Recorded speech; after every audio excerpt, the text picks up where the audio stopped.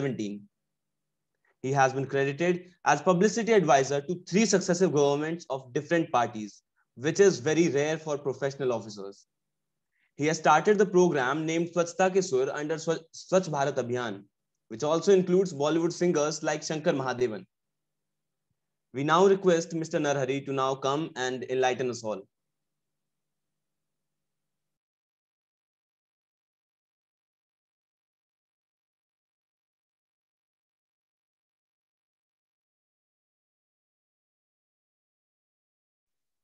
Yeah, thank you so much for the Convergence 21 team for inviting me to this very important program. Uh, I really don't know how you guys picked me up for uh, expressing my views on this occasion, but I'm sure I'll try to speak out some of the issues which I feel will be really useful to you and the youngsters while we are all actually moving from a very uh, different situation, I would say, actually, in the sense that we all never expected this COVID kind of situation. And the year 2020 has been both difficult as well as learning experience for all of us. But then I'm very happy to see that Convergence 21 team has come up with topics which are very, very relevant and which I feel are very useful, especially for the youngsters, the college going students, to actually move forward. I mean, I'm going to speak some of these things as to everybody, including you all and me. Everybody has actually gone through very different and difficult situations, but we all need to move forward, and that's what life is all about. And I can see that there are a lot of issues that we are all facing with. Each one of us is facing with, and then that is what is life is all about. Actually, life actually throws us with different problems, and one of these very important things that we have seen in this 21st century is the COVID-19. What I would say is we all need to think, ponder, and solve the issues at our hand, and we all need to move forward. And that's the only way. That is what is life is all about. Life is never going to be a straight curve. It's going to be an upward. It's not going to be an upward curve or a straight curve or a curve which is stagnant in nature. It is going to be a sine curve. It's going to be ups and downs, and that's what is life all about. So we all have faced situations in the last 1 year, and I'm very happy to see many of us actually have coped up with these situations and are very positive on actually moving forward. So what I would say is that at this point of time, there are four to five things that I would like to point out is, first amongst that is that we all need to counter this adversity with resilience. We must have all had our own plans, our own situations, but all these situations, plans actually must have have become a bit have actually become the different situations, and unfortunate situations must have happened to all our plans. But we all need, the only way is to actually counter this adversity with resilience. And it is ultimately the capacity to respond quickly and constructively at this point of time in this crisis situation. That is all we have to do. We all need to move deliberately yet firmly from the analysis state of mind to execution state of mind. As I was mentioning that we must have all had some plans, and all those plans must have actually become a bit lopsided, have actually taken a tangential curve. But we should not overthink at this point of time, and we should plan in such a way and start executing those plans as soon as possible instead of overthinking as to what has actually happened, or what overthink in the sense that what would happen? What would happen to all my plans? Instead of thinking on those issues, let's start executing those plans with a state of mind to execute, rather than actually just sit over there and keep on analyzing these situations. And after an adversity, make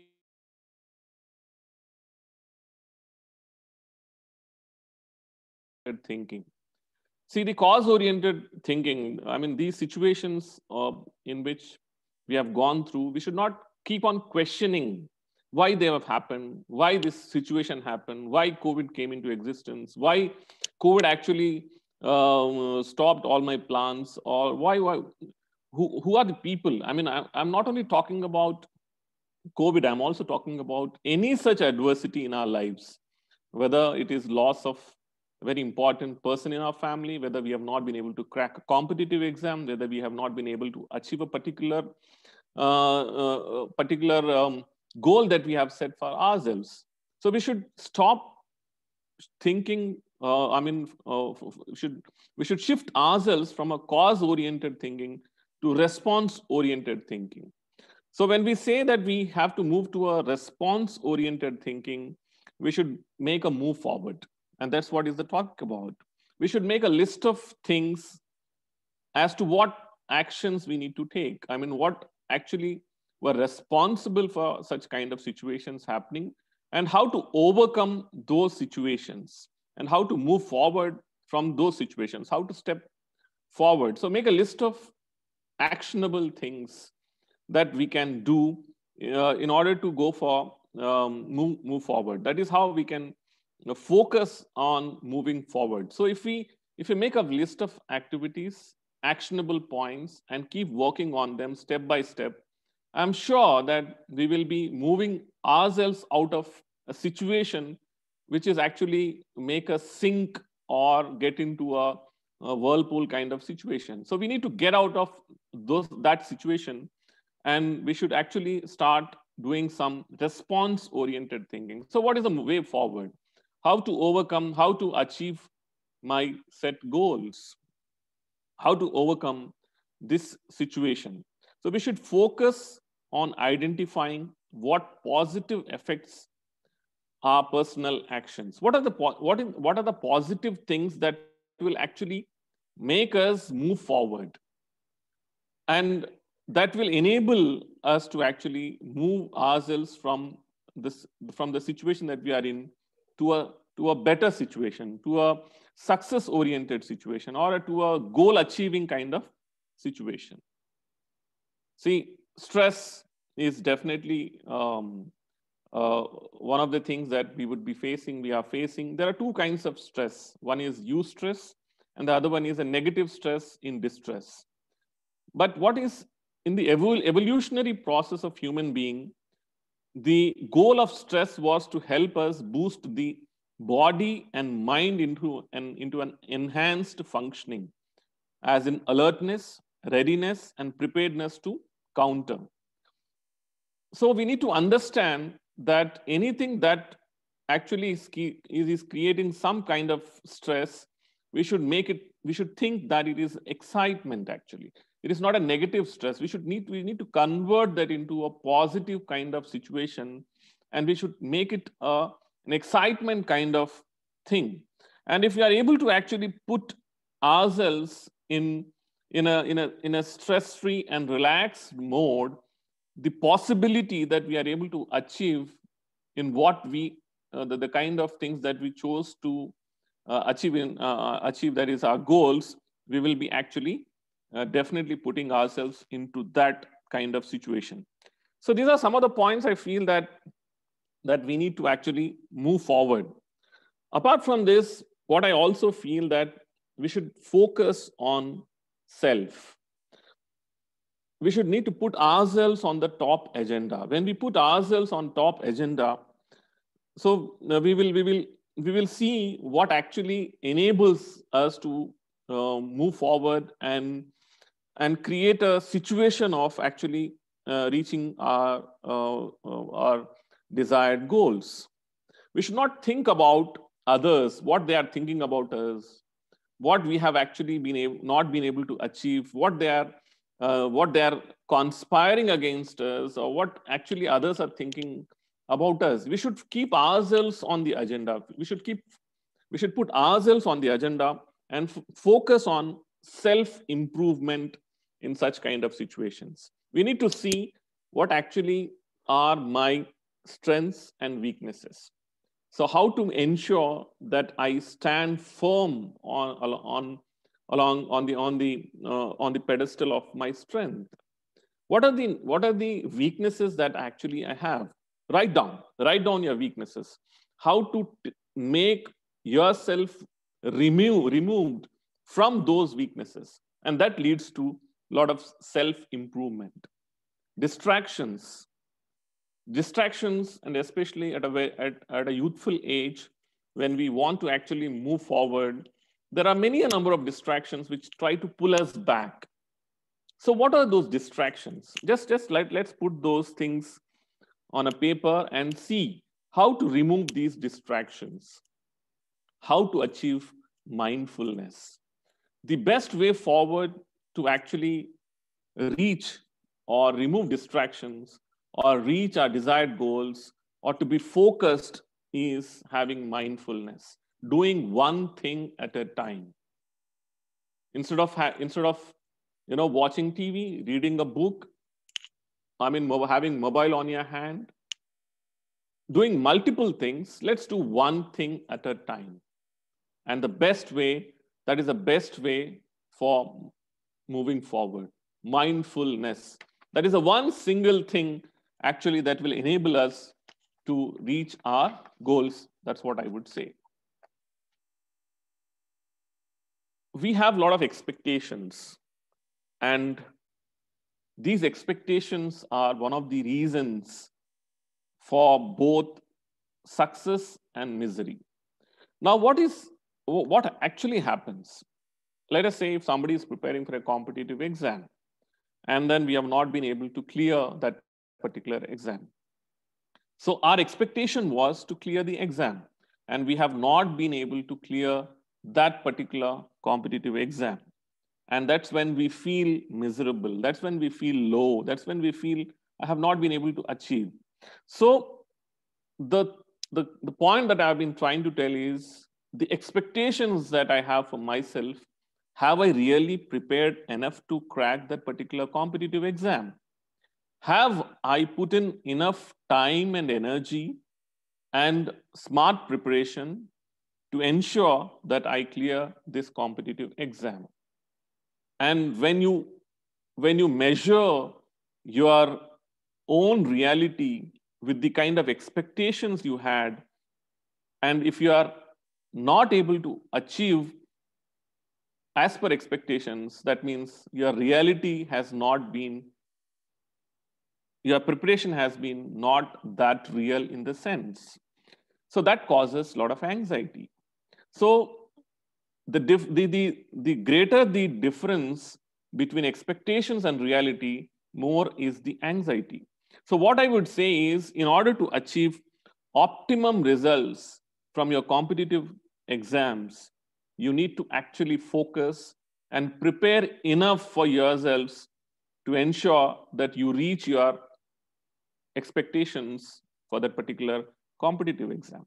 And in relationships, that is another important thing. While in college and while being young, one of the reasons that actually that makes away, that takes us from the path of focusedness is relationships. So are we expecting too much from the relationships? Are we putting too much of energy on a relationship that actually is not going to deliver? So it is better to have minimum expectations from relationships. And then if we are able to actually pull through and reach what is desired from a particular from a relationship, that's good. If you are not able to, let's move forward. Let's move ahead. Why to stand there and stand still and stagnate? So two things I say is optimum expectations from a competitive exam and realistic preparation, minimum expectations in relationships, and maximum coexistence. And this is what will actually enable us to really move forward in our lives. We should be enough prepared, and this is another important point that I would like to mention with everybody, is that we should have enough preparedness. First, mental preparation. The kind of preparation that is needed for any kind of thing that in our life, whether it is relationship, exams, or any such thing, is to have enough mental preparation. Sit in silence, introspect, and give time for yourself. The points that I've mentioned till now. Physical preparedness. And physical preparedness in the sense that I always say that if you want to achieve a particular goal, the kind of balanced diet you need, the balanced exercise that you actually need to do is very, very important to achieve whatever goals that we have set. So a preparedness in the sense, a balanced exercise. Nowadays, what we see is that that instead of working out every day, do maximum on Sunday. I would say it is wrong. Being regular is the only way for a balanced physical life. And the last one is spiritual preparedness. One must practice what we actually are thinking, what we want to do. The kind of thinking that we have should match with the actions that we are actually doing in our lives. The behavior that I show externally should be same as what I have, what kind of feelings that I have internal about a particular thing inside me. So what I internalize should be matching with what external behavior that I show. So a prepared mind, body, and soul will enable us to reach to our expected goals in our lives. And I would say that this kind of preparedness, this level of preparedness, both mental, physical, and spiritual, will enable us to have a balanced life for ourselves. Yes, there are many situations that there are many things that we cannot explain as to why certain things are happening, why certain things are not happening, why certain things we are not able to achieve in our lives. And for that, I feel that we should believe in some higher nature that will actually, that we can transfer our load to that higher nature when certain things are not happening. We need to push little ourselves to ensure that we reach to those boundaries that we cross those boundaries to ensure that we reach our goals. So we need to do a good capacity building for ourselves. And my request to everybody is that life is always going to throw challenges at us. Life is the very meaning of life itself is that it's going to have up and downs. It's going to have challenges. And how we overcome these challenges and move forward is what the example that we will be setting for ourselves and for everybody around us and for future generations to come. Thank you so much for giving this opportunity and allowing me to express my thoughts and ideas. Thank you so much.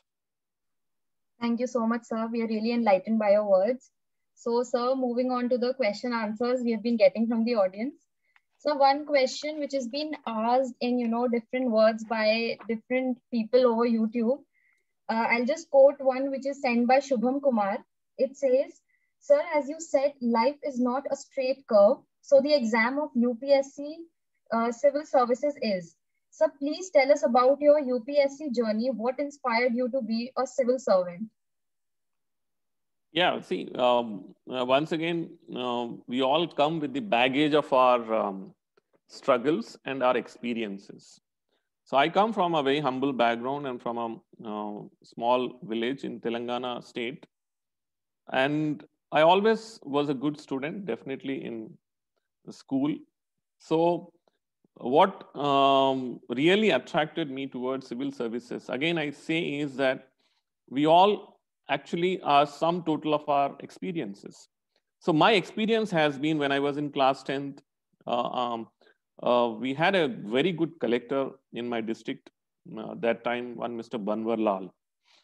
He started an adult literacy program in our district by name Akshara Ujjwala. And my school adopted a nearby village. And as class leader and school leader, after the school hours, I took all my classmates. We used to go into that village, gather all the elderly people who never got educated. They never read and write, have learned anything to write. So we gathered all these elderly people in the community hall there, and we started teaching them. And this went on for one long year. And we, in order to impress those elderly guys, we tried all kind of things like dance, drama, those kind of things to ensure how easily we should enable them to read and write. And in the whole process of that 1 year, I realized how important is the social service, a service to the society. How great is this job actually, wherein I can contribute to the society in a much better and meaningful way.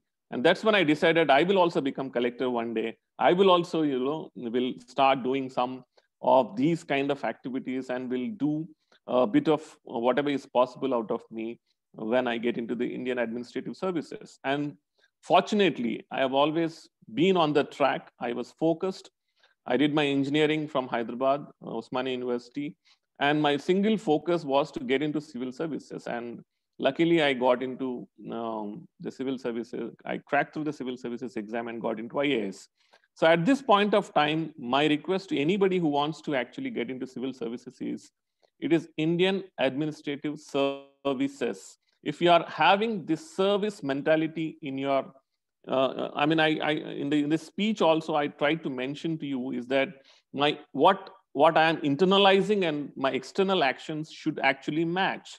So I always thought that I will get into a service, and that's where somehow that internalization and my preparation that I mentioned to you, that expectations and reality somehow matched it, and I've been able to crack the civil services exam.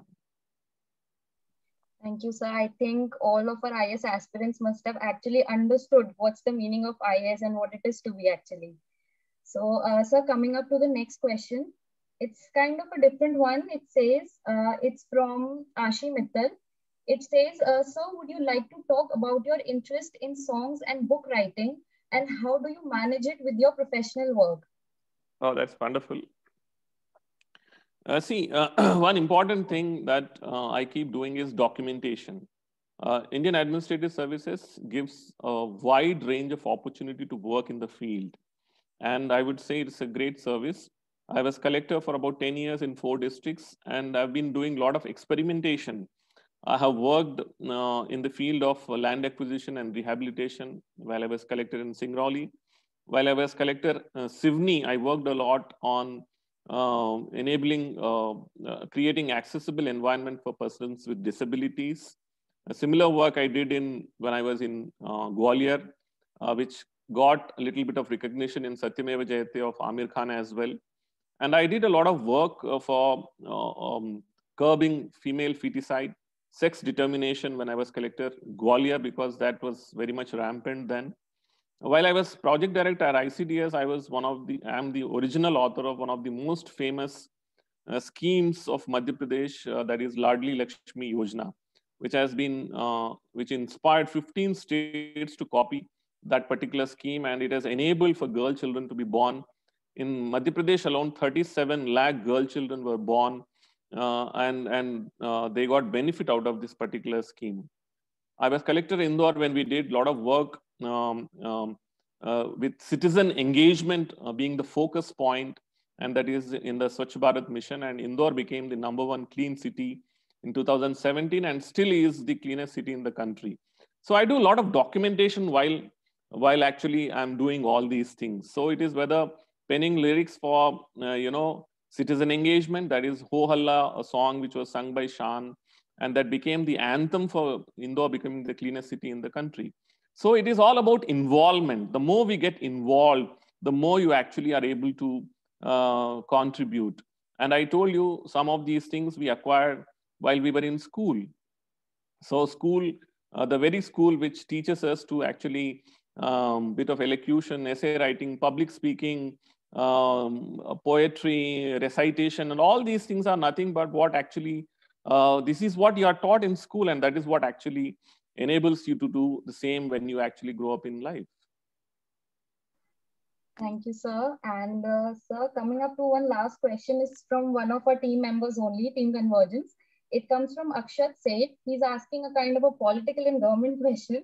So it says politics and administration go hand in hand, but at the same time, administrators face the challenge of power rights controlled by the government. Do you think there is a need for change to this scenario? Yeah, it's a good question. It's a very tricky question always. I mean, most of the guys who are outside the system want to know about this. One I always mention is we are a democratic system.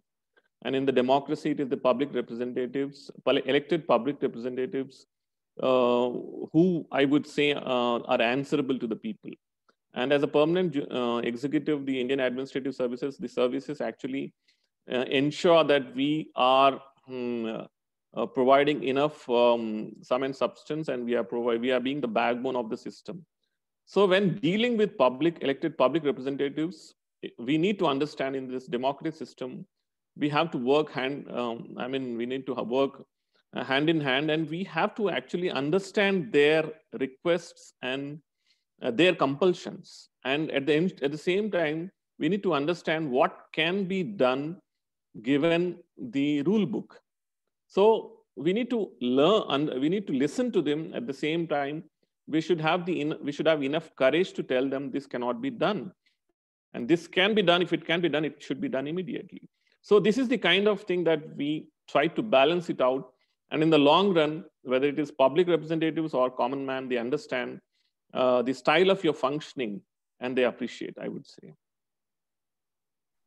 Okay, so one last question coming up from the audience.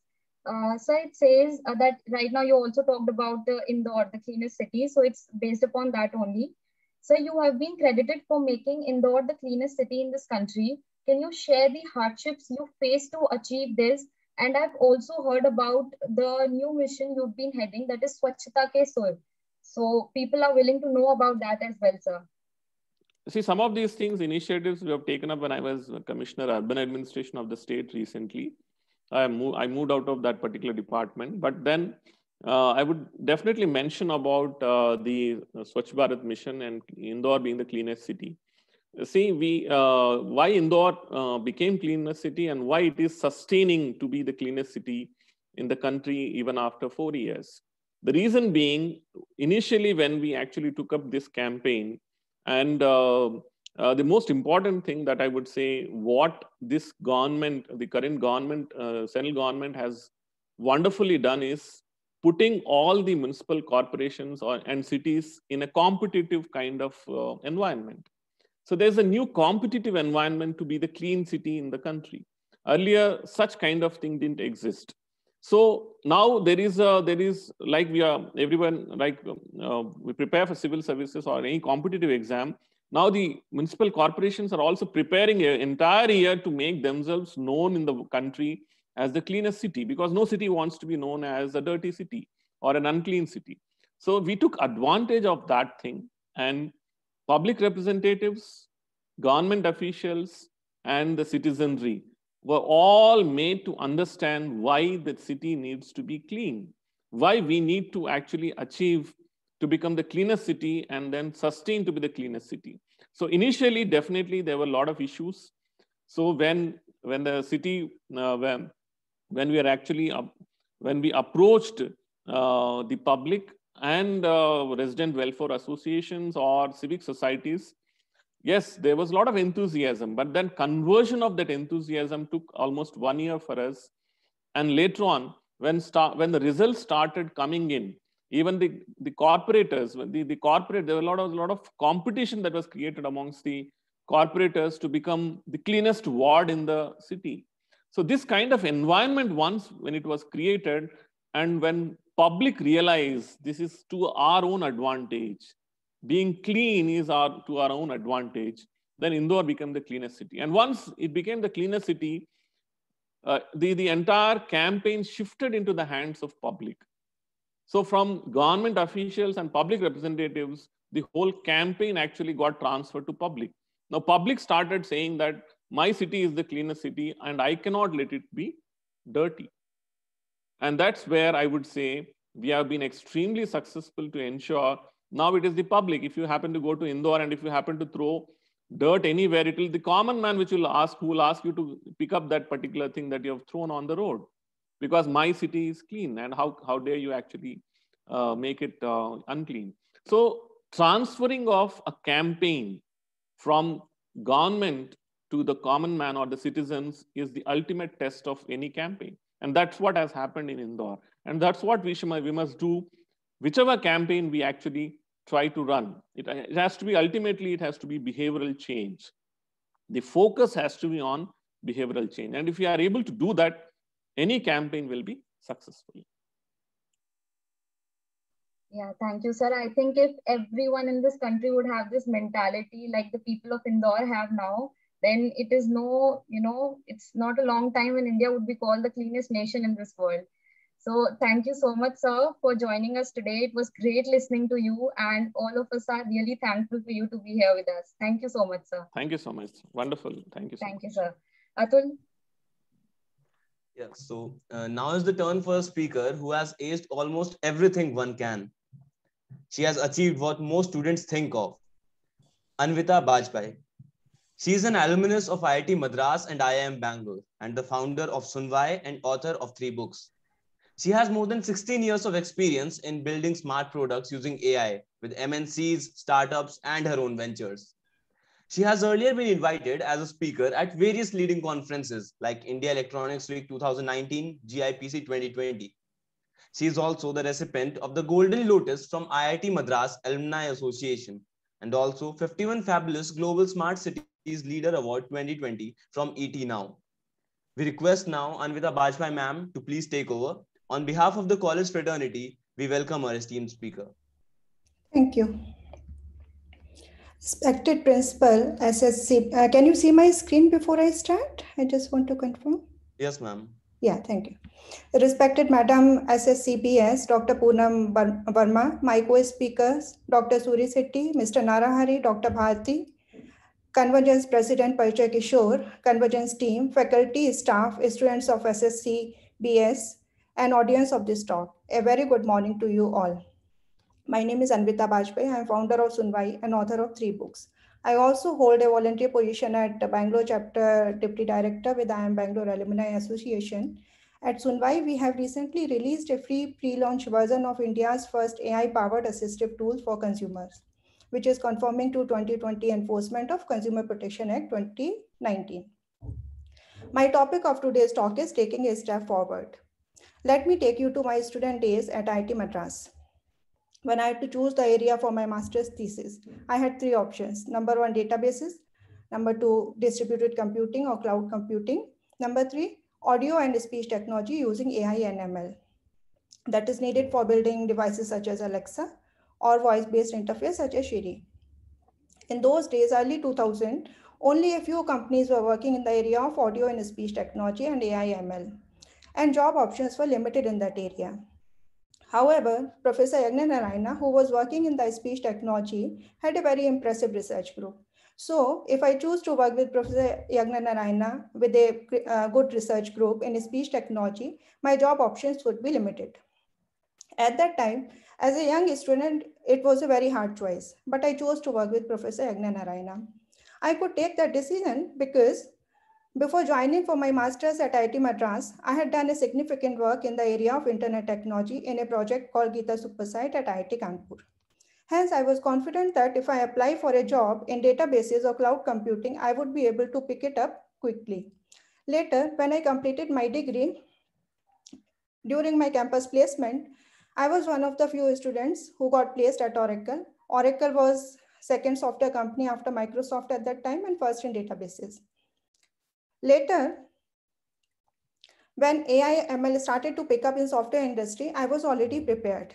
And I had started working in the area for building software product because I had already worked in my thesis. So if you may ask me if I had known the trend in advance, my answer is no. But I chose to work with the best team. I looked at intangibles and I never